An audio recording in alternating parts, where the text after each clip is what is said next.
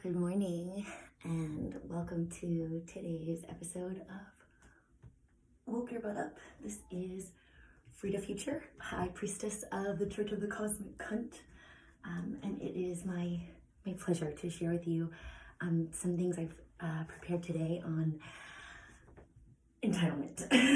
Okay, so angels, spirits, guides, ancestors, and descendants of intelligence, compassion, kindness, and love, I implore you. Elementals, fire, water, air, earth, laughter, breath, and Akash, I implore you. Here I am, petitioning your support and guidance as I prepare to offer this transmission. I pray for clarity and sincerity. I pray for organization and structure to flow from my being through this vessel, this container. I pray for right speech and right thinking, just stewardship of the life force energy that moves through me. I pray for my own edification and the edification of anyone who may encounter these words in this video. Okay, so today this conversation about entitlement. So first there's a note about semantics, about what the word is carrying, and for me,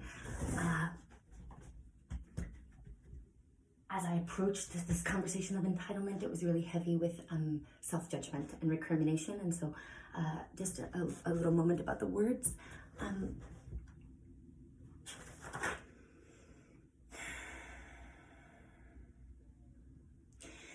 Entitlement isn't necessarily a bad thing. We can link entitlement to the idea of birthright. You're born into a body. The body experiences pleasure and pain and all of the infinitude of human experience, and that is our birthright, right? There's nothing that we experience that we don't deserve or that we're not worthy of. Everything is included. Entitlement and birthright in that respect. The wounding comes in the space of entitlement in terms of expectation, from the system, from somewhere else outside of your own body and your own beingness, to satisfy the terms to fill your cup. And so this came up for me. I'm going to share vulnerably about this. This came up for me in a conversation about sexual entitlement. So I arrived at the conversation in terms of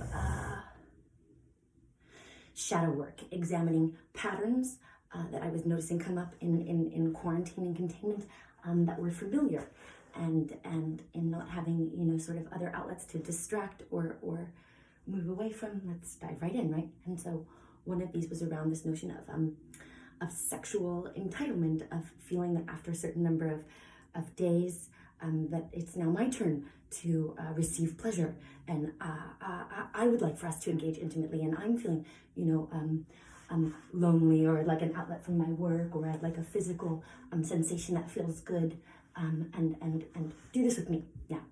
And needless to say, that wasn't very effective or romantic as a strategy to garner intimacy.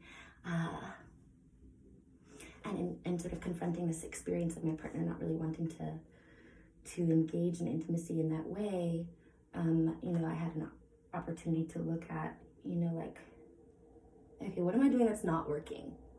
I'm being demanding, and I'm being entitled. Oh my goodness, I'm not operating from a place of a divinely inspired gesture of love.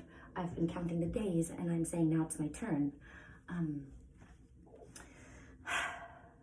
And so I also dove deeper with this with my partner, and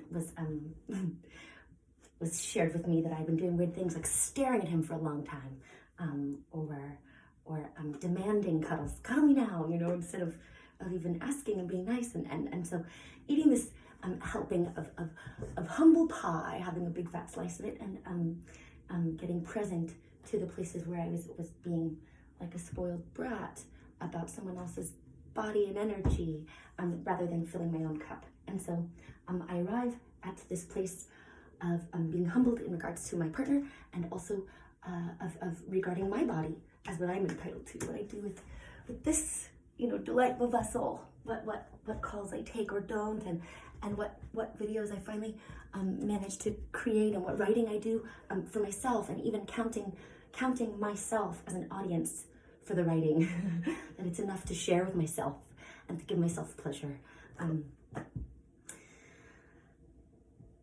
Rather than this middleman, right? The body is what I'm entitled to, rather than the middleman of exchange for, right? This idea was about sheer pleasure, the moment of alignment where giving and receiving is the same thing, in contrast to an exchange, where I do this for you and I expect that for me, and I do this for you, I expect that for me, has sort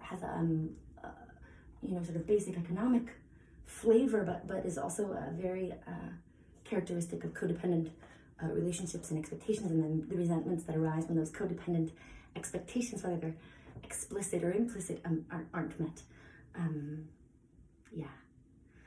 So anyway, this story of sexual entitlement, of trying to extract what I think I deserve from another person in order to fill an empty place in me, and transitioning out of that headspace into filling my own cup, and then offering from my full cup a genuine gesture that is romantic and that is received, right? Like,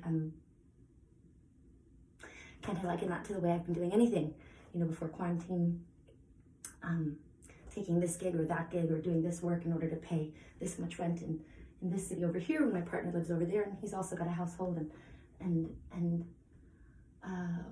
all this hamster wheeling around it in order to, because I want this object or that object or this outcome. I'm attached to these things that I say I want, where upon slowing down and kind of stepping away from entitlement and into just gratitude for the presence of the gift of anything at all existing, of I don't deserve anything, I'm not worthy of anything, it just happens to be here, and my goodness, a gift.